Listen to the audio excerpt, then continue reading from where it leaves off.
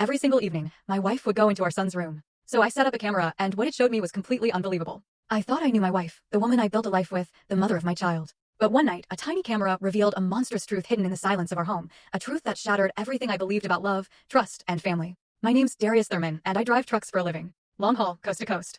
My heart, though, it was always back home in our quiet town outside Augusta, Georgia, with my wife, Nia, and our son, Ethan. For years, that was my life. Putting in the miles, bringing home the money, all to give them a better life. And all this time, I thought I was doing everything right. It all started when I noticed a shift in Ethan. You know, he used to be this whirlwind of joy, pure energy. The kind of kid who'd launch himself into my arms the second I pulled up after a trip, babbling about school, laughing at cartoons. That was my boy. At least, that's how I remembered him. Then, after a really long haul, almost 3 weeks on the road, I got home and something felt off. Ethan barely came out of his room to greet me. When I finally went in, he gave me a hug, but it was distant. Like he wasn't really there. There was this look in his eyes I'd never seen before, a kind of emptiness.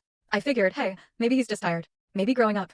Everything okay, son? I asked, ruffling his hair, just like always. Yeah, Dad, he mumbled, not even meeting my eyes. Nia popped her head in the doorway then. He's been like that these past few days. A little quiet. Must just be a phase. He's growing up. Come on, dinner's ready. That night, I just watched him at dinner. He ate slowly, head bowed, barely touching his food. I noticed he'd glance at Nia sometimes, a quick, nervous dart of his eyes, almost like he was afraid of doing something wrong. And the strangest part? He had these dark circles under his eyes, like he hadn't slept well in a long, long time. How's school going, buddy?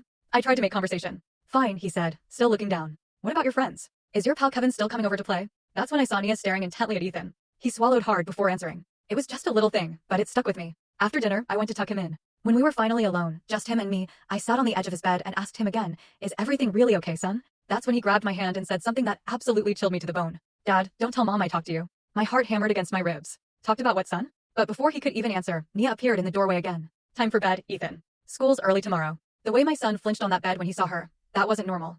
I kissed his forehead and left, but my mind was racing. 1,000 miles an hour. Something was deeply, terribly wrong. I could feel it. I decided I wasn't going anywhere until I figured it out. I just couldn't sleep that night. In the days that followed, I watched everything. Ethan wasn't the chatty kid I knew. His teacher told me he was quieter, less involved. At home, he spent most of his time alone in his room, drawing or reading. Every time I asked if he was okay, he'd say yes, but his eyes told a different story. One afternoon, Nia was out grocery shopping, so I sat with Ethan in the living room and tried to talk. At first, he resisted. He was so guarded. But little by little, he started to open up, just a tiny bit. Buddy, you can tell me anything. You know Dad will always protect you. He was silent for a moment, wringing his hands nervously. Then, in a voice barely above a whisper, he said, I don't like it when you travel, Dad. Full story on the channel. Link below. Click now and watch what happened next.